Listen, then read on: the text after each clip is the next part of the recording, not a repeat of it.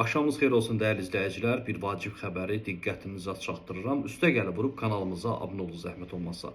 Sosial şəbəkələrdə elektrik enerjisi ödənişləri ilə bağlı narazılıq paylaşılıb. Vətəndaş bildirib ki, 16 manat məbləğində işıq pulu ödəməsinə baxmayaraq hesabına əlavə olaraq 2 manat borc yazılıb. Paylaşımda qeyd olunub ki, ödəniş tam həyata keçirilsə də sistemdə borcun qalması suallar doğurub və bu hal istifadəçi tərəfindən haqsız hesab edilib. Məsələ ilə bağlı trendin sorğusuna cavab olaraq Azərişıq AŞC-dən bildirilir ki, qeyd olunan əlavə məbləğ borc deyil, sabit tarif əsasında hesablanıb.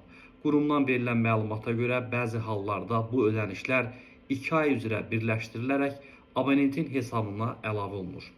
Azərişıq AŞC vurğulayıb ki, tətbiq olunan bu yanaşma mövcud qaydalara uyğundur və texniki xarakter daşıyır.